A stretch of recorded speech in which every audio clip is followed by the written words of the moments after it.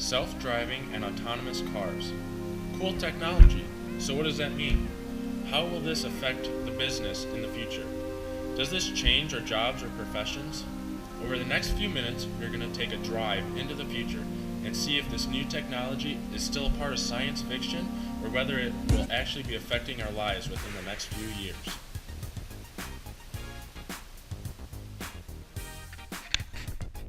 Hi, I'm Joshua Obama. I'm Christina Pohl, And I'm Austin Marshall.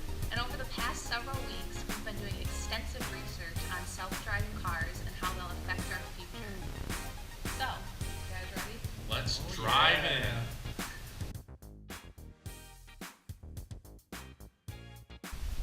We are living in the future right now.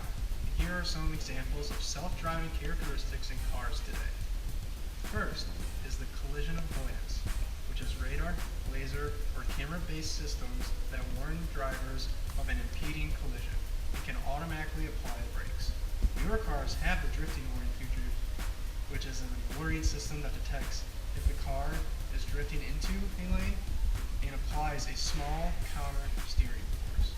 The blind spot detectors are cameras or radar that can detect vehicles in the driver's blind spot and then alert the driver with sounds or warning lights on the side mirrors of the car. The most advertised self-driving car out in the world today is the self-parking. Self-parking can maneuver itself into a parking spot using cameras or sonar, but the driver usually must brake and follow commands of the car. The oldest self-driving feature that has been around for some time now is cruise control. Cruise control has been not only in new cars, but all the old model of cars. What's new about cruise control now is that car companies have enhanced cruise control to predefined distance that can be maintained to the vehicle ahead. If the car slows down ahead of you, your car slows down to accommodate the car in front of you. This is an example of Ford's self-parking feature in the car. To park, you push a button and the sensors start to scan on the right side or the left side available parking spots. Once it finds one, it actually will tell you through the message center that a parking spot has been found. It will also give you a chime. You engage the reverse gear, you let go of the steering wheel, hands off, and the vehicle will start to back into the parking spot. All you have to do is basically operate the gas pedal and the brakes carefully, and the vehicle will do all the steering for you.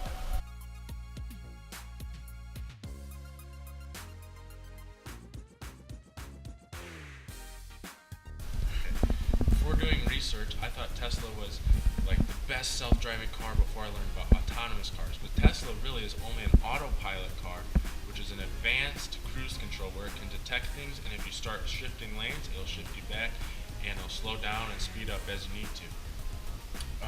But the self-driving autopilot is artificial learning, and so it learns about itself, and the software develops itself, and they send out software updates to their owners.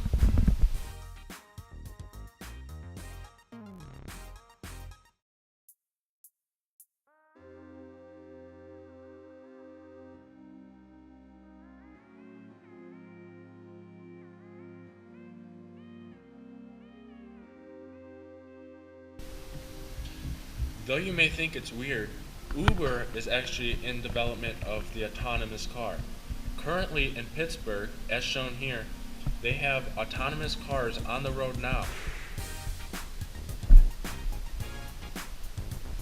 The autonomous cars in Pittsburgh can only scale about 12 miles because that's all the maps that they have loaded in them. However, Uber is currently really looking forward to adding more maps to that. They also have trained engineered drivers who are at the realm. As they prove themselves safety-wise, they plan to phase out those safety drivers.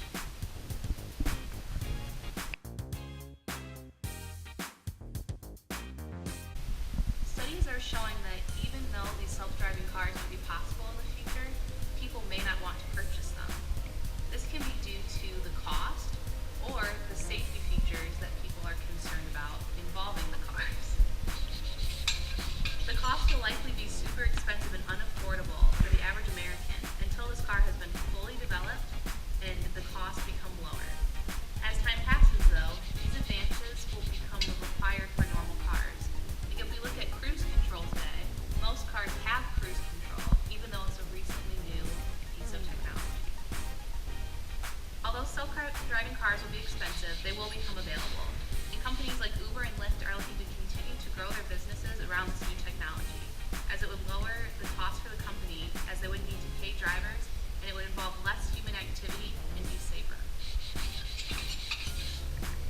So now that we've looked at all this cool technology and how cars are advancing, how does it really apply to us? Like, why are we looking at this?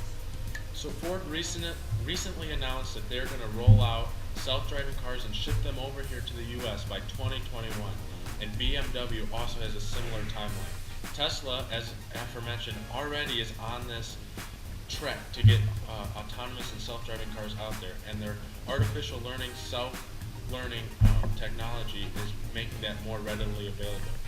Elon Musk, the president of Tesla, says that autonomous cars are going to be a thing of 2018, but with Ford and BMW and other car companies, it might not be more for a longer 5 to 10 year period, especially for all the regulations that are going to have to go through government and unanswered questions that are still unanswered. Yeah, so let's talk about safety of these cars. Well, it's going to stop human error. That's number one problem solver right there for self-driving cars. And then for like long road trips with the family or any kind of long road trip, you don't have to go driving through the night. You can be sleeping through the night and your car can be driving and you have no problem falling asleep on the wheel. Can also affect business in the future because you can also work on the go in the autonomous cars. Yeah, that's true. Very interesting. So is this going to change your profession or job, Christina? I know for me as a marketing major, it's going to change the way people market cars in general. You know, Yeah. there's going to be different ways to market. If a car's self-driving or if it just has self-driving features, it'll change business in that aspect. So Josh, how would that change being a finance major? You can change by just so people don't have to get insurances for the car or for any kind of insurance about themselves for when they make a human error on the car. They don't have to pay for any of those bills anymore because the car's not going to make any mistakes. That's true. So, governments around the world, if they really want these self-driving and autonomous cars to be a thing of the future, they need to help pass regulations and stuff because there's going to be a lot of questions about safety and insurance, like Josh mentioned, and everything. Some of those issues are whether the conduct of the road, whether you can be a drunk driver and still drive as the car's driving for you, or whether you can be sleeping or working as it's driving. Another thing too would be if people have to have a license, and if you're 16, would that be an age that they can start operating a self-driving car? Yeah, would they Or- just be those safety drivers or not? So that's things that as moving forward can either hinder the process or is going to have to be sped up by government regulations. So moving along here in the future, we can expect to see more auto braking and parallel parking and these basic features in everyday cars here in America to start implementing that technology in all the new models. And moving forward, companies are going to continue to be developing these autonomous and self-driving cars.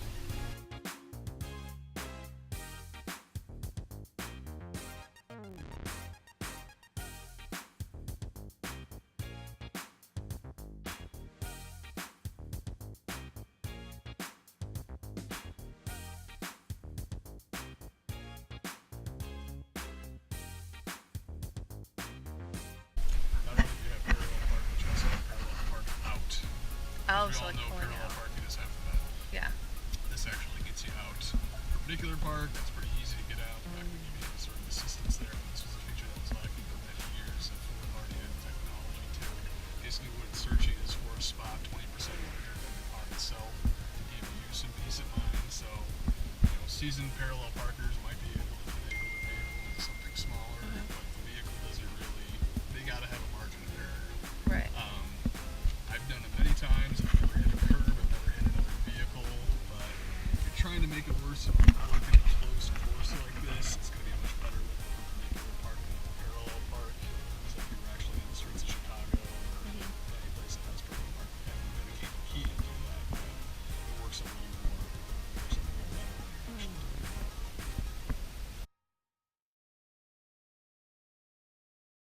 This might actually work here. Let me just see if I can make this work. So let's see. So it's driving. Okay. Stop. Reverse. And see what we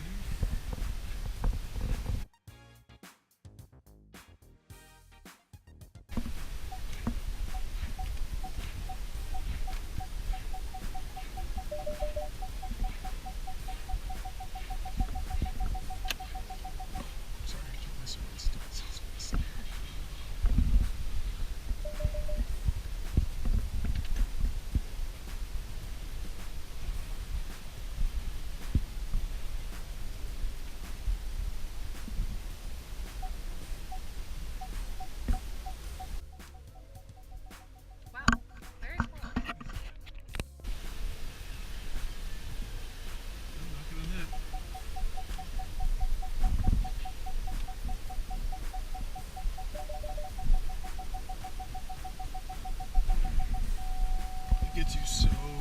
nice. Wow.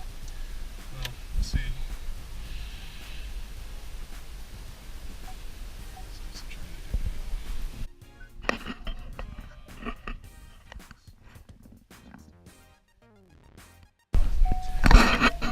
2010 model year Ford Escape was the first to rock this technology. So this isn't anything that's like new and special. Only for 2017, they did perpendicular and parallel park outs. So that's pretty cool, but the parallel park assist is nearly a decade. Just if you ever want to put this into your presentation, Lexus had something first, Okay. but you literally had there was a camera, you had a joystick, you had to like select exactly where you wanted to go. It was such a pain to actually use. You can watch YouTube videos of it.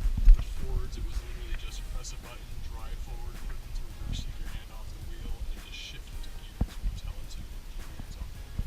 Okay. So, self-driving cars, are they really a thing of the future, or are they here now? I think that they're here now, but watch within the next 5 to 10 years that they're going to really become marketable, and that the middle class will be able to